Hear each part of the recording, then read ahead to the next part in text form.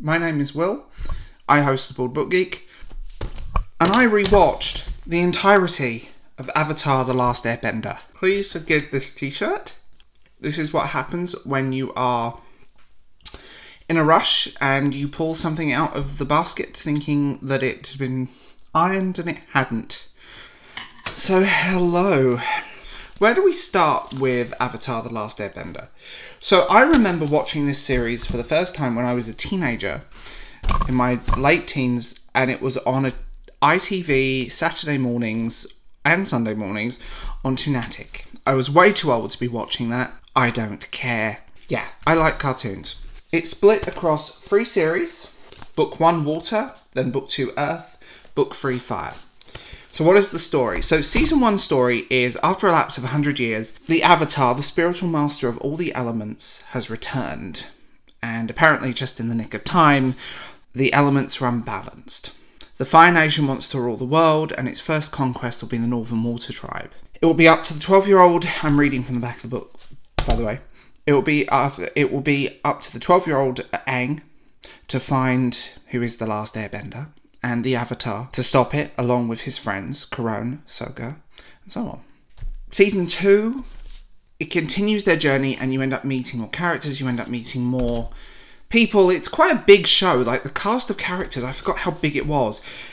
Book 3 is basically the apocalypse, and it's brilliant and it's well done. It's an unusual series because, unlike a lot of kids shows of that era and ilk, the characters change, they evolve, they aren't the same. Time is moving across these series. There is a timeline of events. It's well written, and it was actually, when I first saw it, for some reason I thought it was anime, but it isn't anime. It was created in a Canadian studio. It's based on Eastern philosophy, mysticism, so on. It's really well done. It is. Like, the whole world building of this nation, of the world, of the Avatar world that it takes place in is stunning. Oh, I forgot how good the world building was. Like, there are fantasy novels that are not this good, to say the least, on the subject. Season 1 is probably the most uneven. I will say that. Like, the episodes, for every very good episode, there's 1 or 2 that don't quite hit the mark. But it sets into motion what's going to happen next and throughout the rest of the series.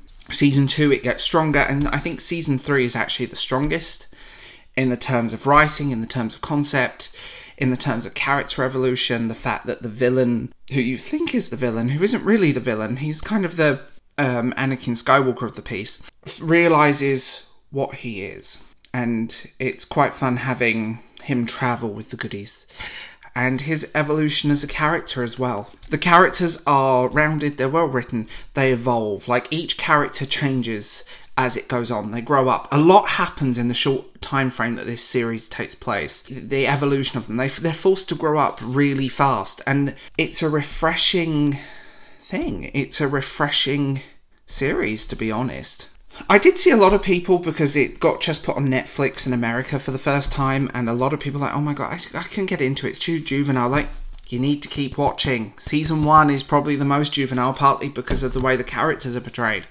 Progressively, it does get darker, and the last series has a far more serious tone than the rest, but given the fact that this comet, impending Fire Nation ruling the world, that kind of thing. I mean, each season has a great ending. Each season ends on an ending. There's rarely, if ever, any cliffhangers, and Season 1 and the first half of Season 2 is more episodic, with an underlying narrative going on. When it got popular, they got more money, and you can see that in the animation, the colours, the overall look of the series changed as well. It went from quite soft to... And actually, you can see the evolution of the art style just looking at the DVD box art. These are now seen to be ridiculously collectible here. You can see the evolution of the art just looking at that. There are also video games, there's books, there's a spin-off comic, there's further adventures. There is a sequel series which deserves a video of its own because that missed the mark for me. It wasn't bad, but it wasn't as good as the original. And a false narrative that felt really out of place, especially in a kids show. It's interesting watching it back, and suddenly you're taking apart the themes. And I was a teenager, I was in my mid to late teens when I watched it originally. I forgot that there's a lot of layers to this. There's a lot of stuff only adults will get into. It tests the characters, it tests the story, it tests where they're going. It's not necessarily the happy ending that you think. It isn't all light and bubbles. It tests them, and they're forced to make decisions they don't want to make. In adaptation, oh boy, there is a film. The film that stars that annoying kid that I cannot stand in any film I've seen this kid in. The film was not good. The live action movie was a mess. The film came out at a weird time, and the studio were like, well, we want to make it 3D. So they edited the film down to add more shots that would work with converting it to 3D. Who watches 3D movies now, by the way? Because that's nauseating. The film is badly written. It's basically the key scenes of this cut together in a loose narrative to avoid the movie at all costs. There is a live action series in development by Netflix, which I think will be very cool. I have more faith in that.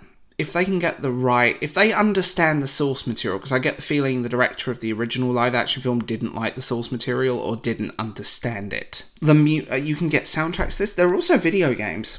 There are a lot of video games, and I unashamedly played them all, from my Xbox 360 to my Wii to my DS and so on.